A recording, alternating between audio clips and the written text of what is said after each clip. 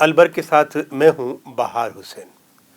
حاضرین کرام، آپ جانتے ہیں کہ سیاست بسا اوقات لوگوں کے نزدیک ایک سنگلاخ چٹان، کچھ لوگ کہتے ہیں کہ صحرا کے مانند ہے، کچھ لوگ یہ کہتے ہیں کہ ہم سیاست کو عبادت سمجھتے ہیں، کچھ لوگ کہتے ہیں کہ سیاست فقط ایک فنکاری ہے۔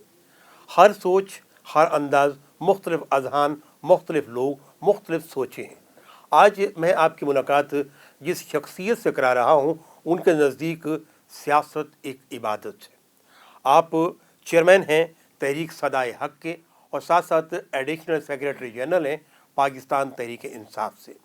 نوجوان قیادت ہیں، اپنے اندر ایک جذبہ رکھتے ہیں، ایک واضح سوچ رکھتے ہیں، ایک اعلیٰ فکر رکھتے ہیں اور ایک مشن کے ساتھ دنیا سیاست میں آپ قدم رکھ چکے ہیں۔ کیا سوچے ہیں فردر آنے والی زندگی میں وہ پاکستان کے لیے، اپنی عوام کے لیے، اپنے خطے کے لیے کیا کر سکتے ہیں؟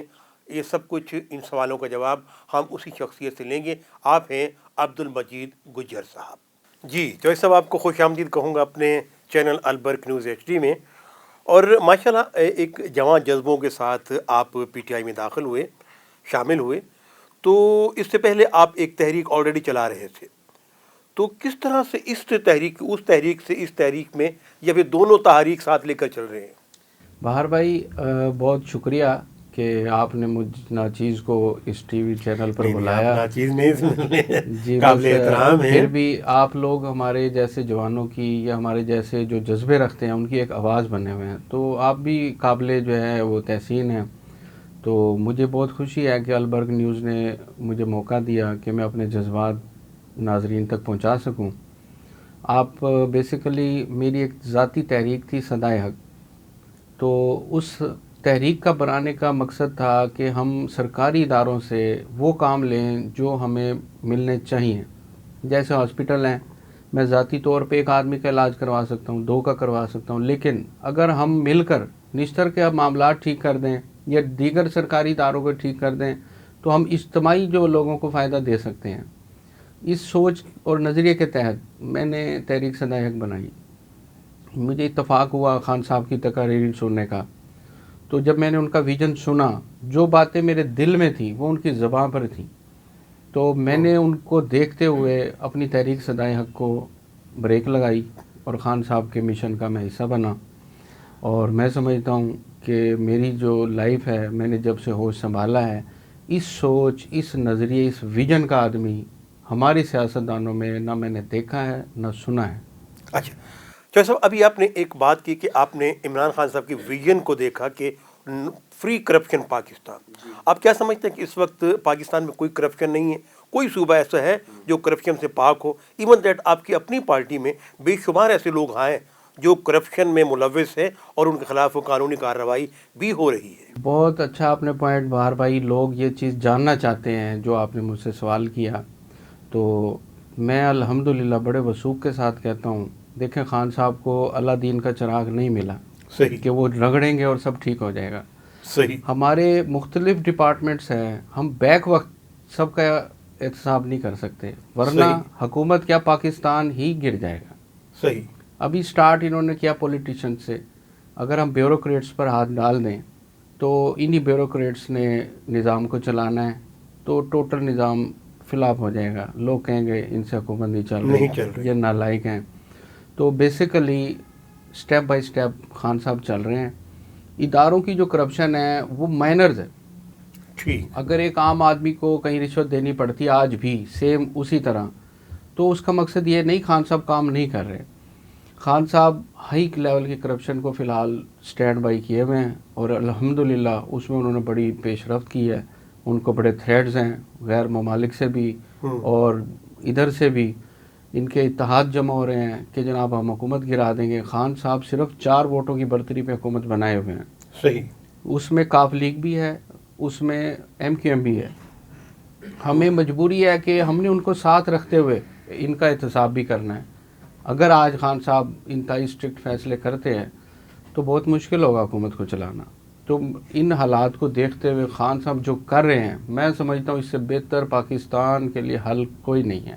ہاں، جو آپ صوبہ لیول کی یا ضلع لیول کی کرپشن کی بات کر رہے ہیں، اس کا بھی وقت آئے گا، بڑی خوشی ہے خان صاحب نے ایک ٹائیگر فورس بنائی بالکل نیوٹرل, اس میں کوئی پولیٹیکل نہیں ہے, ایک ایپ انہوں نے لانچ کیا, اس میں کوئی بھی پاکستانی شہری اس کا حصہ بن سکتا ہے. صحیح. وہ انہی چیزوں کے تدارک کے لیے ہے کہ آنے والے وقت میں ہم لوگ, آج تک عام آدمی کی کوئی سپورٹ نہیں ہے, تمام محکموں میں یونینز بنی ہوئی ہیں, وہ اپنے لوگوں کو دفاع کرتے ہیں, عام آدمی کی کوئی یونین نہیں ہے, وہ جہاں جاتا ہے اسے مجبور ہو کے اس سسٹم کا حصہ بننا پڑتا ہے, نہ چاہتے ہوئے رشوت دینی پڑتی ہے. آج اگر خان صاحب عام آدمی کو سپورٹ کر رہے ہیں ٹائیگر فورس کی صورت میں یا کسی اور صورت میں, آنے والے دنوں میں یہ ادارے بھی ٹھیک ہوں گے, یہ چھوٹی کرپشن بھی ٹھیک ہوگی. لیکن فی الحال ہمارا فوکس ہے, ہمارا جو ہائی لیول کی کرپشن ہے, جو اربوں ڈالر قرض پاکستان کے نام پر لے کر لندن اور امریکہ ٹرانسفر کیے جاتے ہیں, سر دست ان کو روکنا. اچھا تو صاحب ابھی آپ نے ایک بات کی کہ اتحادی جماعتوں کی, جس میں شامل ہے MQM اور پاکستان مسلم لیگ کاف لیگ ہو گئی. اگر یہ اپنے طور پر جو مرضی کرتے ہیں تو کیا خان صاحب اپنی حکومت کو بچانے کے لیے ان کی ہر بات کو فالو کرتے رہیں گے؟ دیکھیں, کچھ نہ ہونے سے کچھ ہونا بہتر ہے. خان صاحب بہت ساری ایسی باتیں ان کی اگنور کر گئے ہیں جو کہ بہت ہائی لیول کی تھی. خان صاحب نے حکومت کی پرواہ نہیں کی, ٹھیک ہے. ان لوگوں نے کہا ابھی ایک مذہبی ایشو بھی اٹھا تھا, اس پر بھی خان صاحب نے میرے خیال کوئی سٹینڈ نہیں لیا. خان صاحب نے مذہبی تو اتنا بڑا ہمارے لیے کارنامہ کر دیا ہے کہ خاتم النبیین کا لفظ آپ کے دستاویز میں ایڈ ہو گیا. یہ لفظ ایسے سمجھیں کہ جو لوگ حضور کی نبوت کے خلاف ہیں ان کے لیے موت ہے. صحیح. انہیں لکھنا بھی پڑے گا, انہیں پڑھنا بھی پڑے گا. وہ لوگ میں سمجھتا ہوں اب پتہ نہیں کس منہ سے اب خان صاحب کو جو قادیانیت کا ان پہ فتویٰ لگاتے تھے انہیں اب شرم سے ڈوب مر جانا چاہیے. اسی طرح جو خان صاحب پہ یہودیت کا ایجنڈا لگائے ہوئے ہیں انہیں شرم آنی چاہیے. آج اگر اسرائیل کو سعودیہ تسلیم نہیں کر رہا تو اس کی واحد وجہ عمران خان. صحیح. لیکن سننے میں یہی آیا ہے کہ وہ پر تول رہا ہے, اندرونی معاملات ان کے کافی تک طے ہو چکے ہیں. دیکھیں, روکا تو نہیں جا سکتا, کوشش کی جا سکتی ہے. میرے اللہ نے کہا ہے کوشش کرو, نتیجہ نہ مانگو. اچھا, بلا شبہ آپ کا تعلق پاکستان تحریک انصاف سے ہے, لیکن ایک ایز اے نیوٹرل پرسن آپ کیا سمجھتے ہیں کہ آپ کی حکومت عوام کو وہ کچھ ڈلیور کر رہی ہے جو وعدے کیے تھے؟ مثال کے طور پر 1 کروڑ نوکریاں, 50 لاکھ گھر. یہ بھی کہا گیا تھا کہ یہاں ایسا ماحول کریٹ کر دیا جائے گا کہ باہر سے لوگ نوکری لینے کے لیے یہاں آئیں گے. اب صورتحال یہ ہے کہ باہر سے آنا تو کجا, درجہ چہارم کی سے لے کر 16 گریڈ تک کی نوکری جو کہ خالی پڑی تھی ان پر بھی پابندی عائد کر دی گئی. اچھا, اس میں تھوڑی سی کنفیوژن یہ ہے کہ خان صاحب کی اگر آپ پچھلی ریکارڈنگز نکال لیں, انہوں نے کہا تھا ملک میں ایسے اسباب پیدا کیے جائیں گے کہ 1 کروڑ نوکری پیدا ہوں گی. صحیح. یہ نہیں کہا تھا کہ سرکاری نوکری دی جائے گی. اب اس میں آپ سی پیک دیکھ لیں, سی پیک پہلے ٹوٹل چائنا کے ہاتھ میں تھا. ہمارے خان صاحب نے آ کے اس کو دوبارہ سے ریوائز کیا جس پہ انہوں نے فتوے لگا دیے کہ یہ جی سی پیک بند کر رہا ہے. ایسا نہیں تھا, خالی چین کو خوش کرنا مناسب نہیں تھا. آج ہمارے سی پیک میں سعودی عرب, ملیشیا, ترکی یہ سب شامل ہیں. پہلے صرف چین تھا, اونلی چین تھا. تو آج الحمدللہ اس سی پیک کی وجہ سے ہمارے ایگریمنٹ دوبارہ ہوئے. ہماری لیبر کام کرے گی, ہمارے لوگ کام کریں گے. پہلے ٹوٹل ہم نے چائنا کو ہائی جیک کروا دیا تھا. یہ خان صاحب کی بہت بڑی میں سمجھتا ہوں کاوش ہے. وہاں ہماری نوکریاں پیدا ہوئی. آج الحمدللہ 3 ڈیم مسلسل ایک دم شروع ہو گئے, اس میں کام ہو رہا ہے. میں خود ابھی 2 کا تو وزٹ کر کے آیا ہوں. صحیح. تو الحمدللہ وہاں ہزاروں لیبر لگی ہے, کرینیں لگی ہیں, مشینریاں لگی ہوئی ہیں. تو بے شک وہ چین کے انڈر میں ہے لیکن لیبر پاکستانی ہے. اچھا چل, آپ کی یہ بات میں مان لیتا ہوں, لیکن یہ بھی تو کہا تھا کہ ہم کٹ جائیں گے, مر جائیں گے, لیکن IMF سے قرضہ نہیں لیں گے. وہ آخر کیا مجبوری آن پڑی کہ ہمیں جھکنا پڑا IMF کے سامنے؟ دیکھیں, اصل میں حقائق چھپائے گئے ہمیشہ. ہمارے کاغذوں میں فلیش یہی تھا کہ جی 7000 ارب ہم لوگ جو ہیں مقروض ہیں. جب خان صاحب نے اقتدار سنبھالا تو پتہ چلا سب فیک تھا, ڈالر بھی فیک روکا ہوا تھا. انہوں نے جب ڈاکومنٹیشن چیک کی تو ہم 32,000 ارب لاس میں تھے. ہمارے ملک کی انکم جو تھی 2000 ارب ہے اور ہمارے اخراجات 4000 ارب ہے. 2000 ارب سال لانا ہم اپنے اخراجات ہی نہیں پورے کر پا رہے. اس سے علاوہ جو میٹرو اور دیگر ان کے سود لیے گئے, یعنی کہ دیکھیں گھر آدمی کا گھر خرچ پورا نہیں ہو رہا. میں قرض لے کے یا تو کاروبار کروں کہ اس سے قرضہ بھی اترے, گھر بھی چلے. میں نے قرض لے کے پراڈو گھر میں کھڑی کر دی. اب اس پراڈو کا ڈرائیور بھی ہے, اس پراڈو کا پیٹرول بھی ہے, اس سے انکم نہیں آ رہی, وہ تو لاس ہے.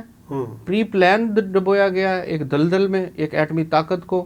تاکہ یہ لوگ ہمارے سامنے سر نہ اٹھا سکیں. یہ انڈیا امریکہ کی ایک سازش تھی. انڈین نواز یہ لوگ تھے کہ جو پری پلان پاکستان کو بغیر جنگ کے ایک دلدل میں ڈبوئے جا رہے تھے.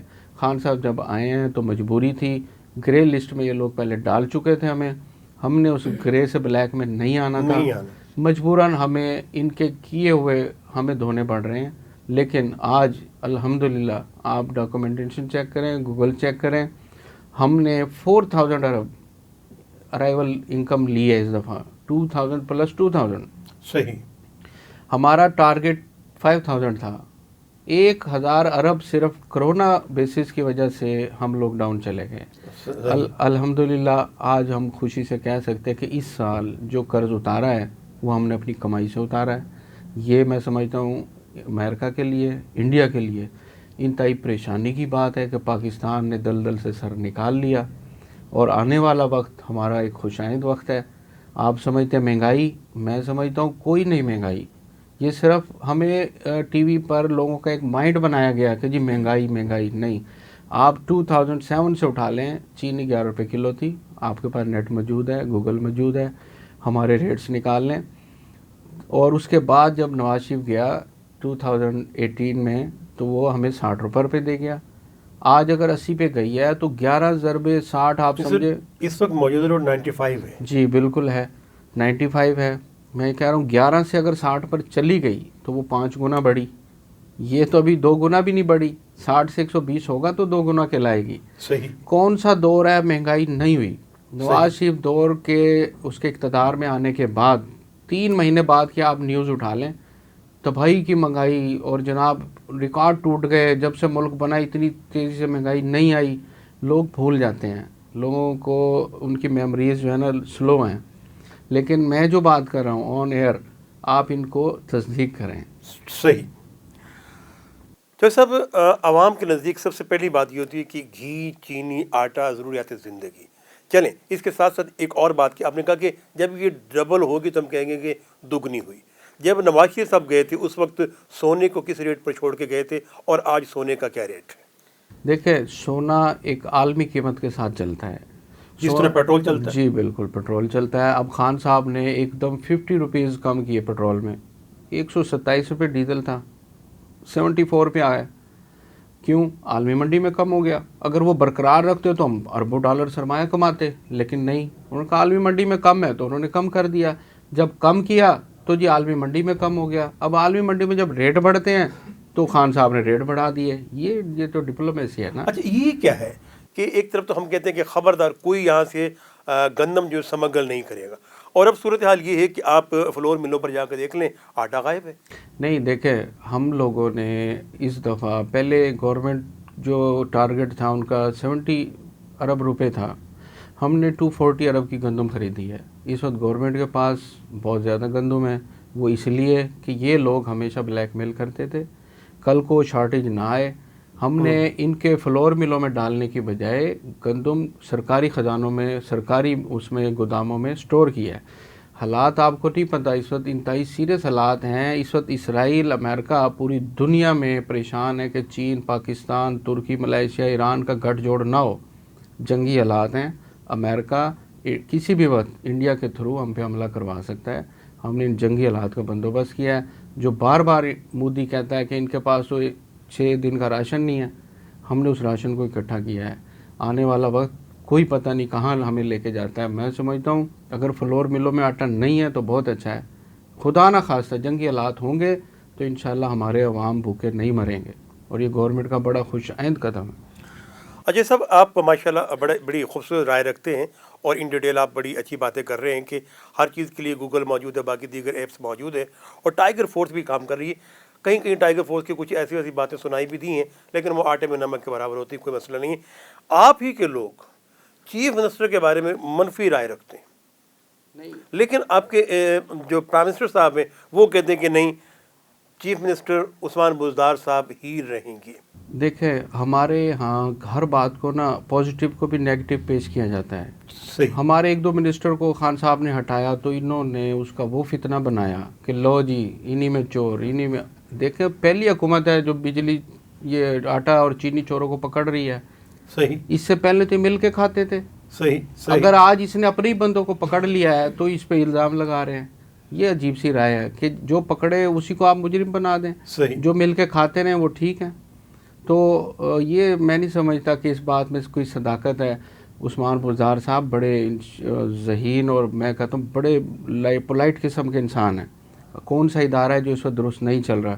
آپ ملتان شہر میں رہتے ہیں, آپ نے صفائی کا نظام دیکھا ہے عید پہ اور الحمدللہ محرم پہ. اسی طرح دیگر اداروں میں پہلے کی نسبت میں سمجھتا ہوں امپروومنٹ ہے. امپرومنٹ. کوئی ادارہ بتا دیں جی بزدار صاحب کا فلاں ادارہ جو ہے نا لاس میں جا رہا ہے. پہلی دفعہ حکومت پنجاب نے اپنا لاس پرافٹ برابر کیا ہے, ورنہ حکومت پنجاب کئی ارب ماہانہ لاس میں تھی. ٹھیک. آپ ان چیزوں کو دیکھیں, ہم لاس پرافٹ زیرو پہ ہیں پنجاب. یہ تو میں سمجھتا ہوں بزدار صاحب کی تعریف ہونی چاہیے. جو اپنے لوگ خلاف ہیں وہ اس لیے خلاف ہیں کہ بزدار صاحب ویژن عمران خان پہ چل رہے ہیں, وہ اپنے لوگوں کو بھی نہیں بخش رہے. جہاں انہیں نظر آتا ہے کرپشن وہ پکڑ لیتے ہیں. ٹھیک ہے, انہی لوگوں نے یہ پروپیگنڈا ایک بنایا کہ بزدار صاحب کو جو ہے نا کسی الجھن میں پھنسایا جائے. صحیح. اچھا, وہ ایک طرف سے سرائیکی وسیب کی نمائندگی بھی کر رہے ہیں, اور بہت سے وعدوں میں ایک اور وعدہ بھی آپ کو یاد دلانا ہے کہ 100 دنوں کے اندر اندر ہم جنوبی پنجاب کو الگ صوبے کی شناخت دیں گے. سر وہ کئی 100 دن گزر گئے. نہیں, بالکل آپ کی بات درست ہے. اس کے لیے خان صاحب نے ایک لفظ اور کہا تھا کہ اگر ہمیں 2/3 اکثریت مل گئی تو. اچھا, اس وقت ہمارے پاس وہی بات ہے جو لوگ کل کہتے تھے کہ ہم صوبہ بنائیں گے, پیپلز پارٹی, نون لیگ, وہ آج ہمارے ساتھ نہیں ہے. ہم کہتے ہیں آپ صوبے پہ ہمیں ووٹ دیں, وہ کہتے ہیں نئی صوبہ بہاولپور بنا دیں. جان کے ایک فتنہ پیدا کیا جا رہا ہے. خان صاحب نے اس کو بھی ایگری کیا. تو کیا آپ لوگوں کو اتنی طاقت نہیں ہے کہ کسی ایک چیز کو آپ سیکریٹریٹ بنانے ضروری ہے, کبھی بہاولپور کبھی ملتان؟ نہیں, یہ صرف دیکھیں ہم یہ دونوں کو خوش کرنا. نہیں, ہم یہ چاہتے تھے کہ اپوزیشن اس صوبے پہ متفق ہو جائے. صحیح. انہوں نے ایک بہانہ صوبہ بہاولپور کا بنا دیا. خان صاحب نے کہا مجھے یہ بھی منظور ہے, لیکن ادھر ملتان کے عوام کے احتجاج پر اس کو پینڈنگ کر دیا گیا کہ ملتان کی چونکہ ملتان ہر فیسلٹیز رکھتا ہے ایک صوبے ہونے کے حوالے سے, وہ فیسلٹیز بہاولپور میں نہیں ہیں. لیکن نون لیگ کی ضد ہے کہ جی آپ بہاولپور رکھتے ہو تو ہم ووٹ دیتے ہیں.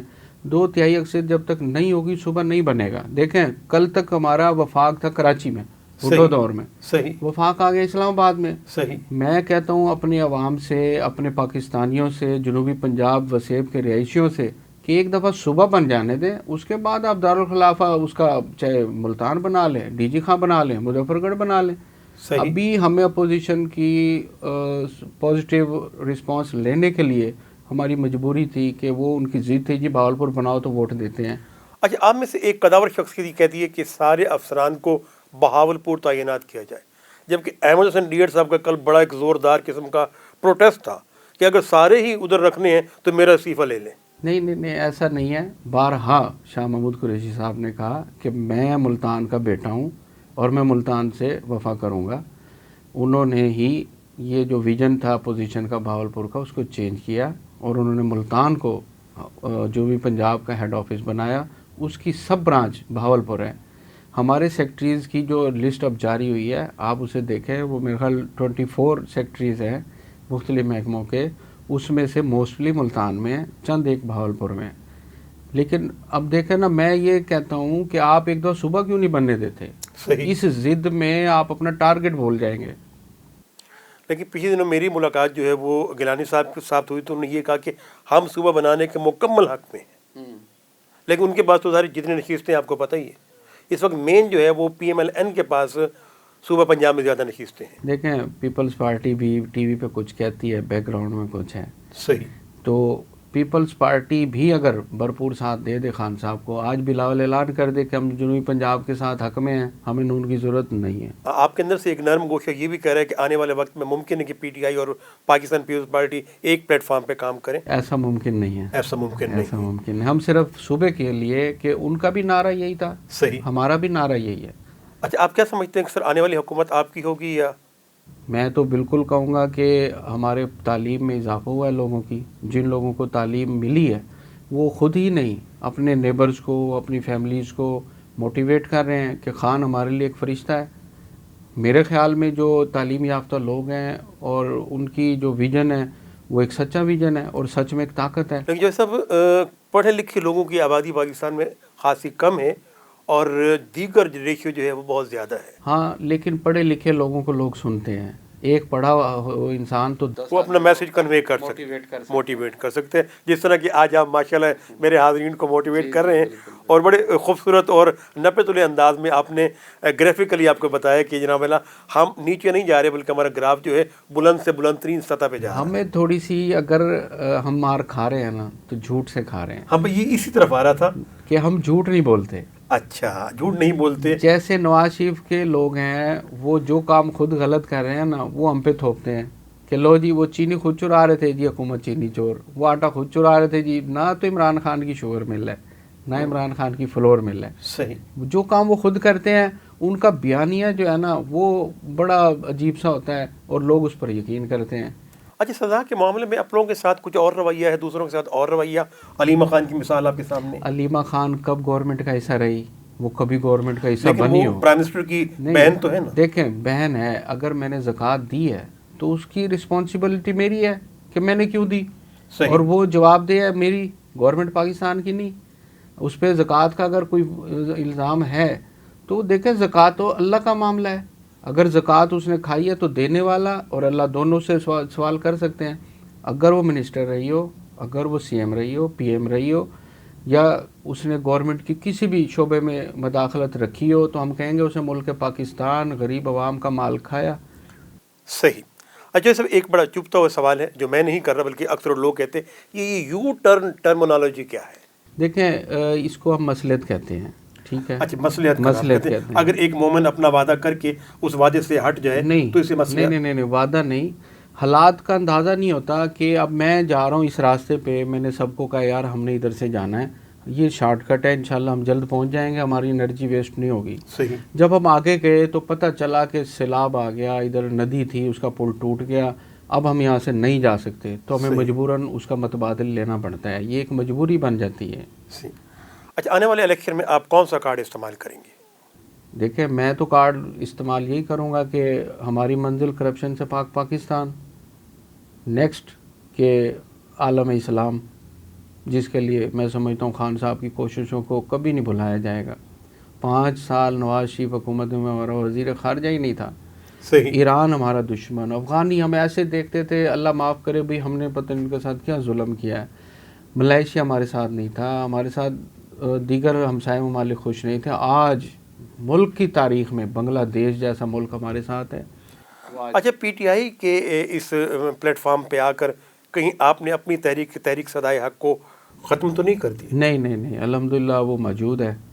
چونکہ میری اور آپ کا ایک میرے خیال میگزین بھی شائع ہوتا تھا. جی بالکل وہ چلتا ہے. ہو رہا ہے. ہاں جی بالکل چلتا ہے. اچھا اس میں یہ ہے دیکھیں میں چونکہ وہ ایک غیر سیاسی ہم نے تنظیم بنائی تھی کہ ہماری یہ تنظیم سیاست میں حصہ نہیں لے گی. جب میں پولیٹکس میں آ گیا تو میں نے اپنے دوستوں کو اس میں موٹیویٹ کیا کہ یار میں اس کی اب چیئرمینی نہیں سنبھال سکتا، آپ لوگوں میں سے کوئی اس کو سنبھالے، میں آپ کا بازو ہوں. لیکن کسی دوست نے نہیں اقرار نہیں کیا. اس نے کہا جی ہم آپ کے سیٹ پر نہیں آ سکتے. اچھا آنے والے الیکشن میں آپ کا بھی کوئی اپنا ذاتی ارادہ؟ انشاءاللہ میرا کوئی ارادہ نہیں ہے جی، میں الیکشن نہیں لڑوں گا. صوبائی جو دوسری آپ کی بلدیاتی انتخابات جی اس میں کوئی نہیں بالکل نہیں، میں صرف خدمت کے جذبے سے چل رہا ہوں. صحیح. الیکشن میں آ کے اس میں آپ کی جو ہے آپ پابند ہو جاتے ہیں لوگوں کے. اچھا میں نہیں سمجھتا کہ میں پابند ہو کر چلوں، میں کھل کر کھیلنا چاہتا ہوں. میرا ایک ویژن جب خدمت ہے خان صاحب کی طرح تو مجھے کسی سیٹ کی ضرورت نہیں ہے. میں انشاءاللہ مجھے پی ٹی آئی کا ایک سٹی کا عہدہ ملا ہوا ہے، میں دیگر لوگوں کے ساتھ مل کے دیگر جو ہمارے امیدوار ہوں گے ان کے ساتھ مل کے ملتان کے لیے، ملک پاکستان کے لیے بڑا کام کر سکتا ہوں بجائے کہ میں ایک حلقے میں پابند ہو جاؤں. تھینک یو جی. آپ سے چودھری عبد المجید گجر صاحب، آپ additional secretary general Pakistan Tehreek Insaf اور ساتھ ساتھ آپ چیئرمین ہیں تحریک صدائے حق کی.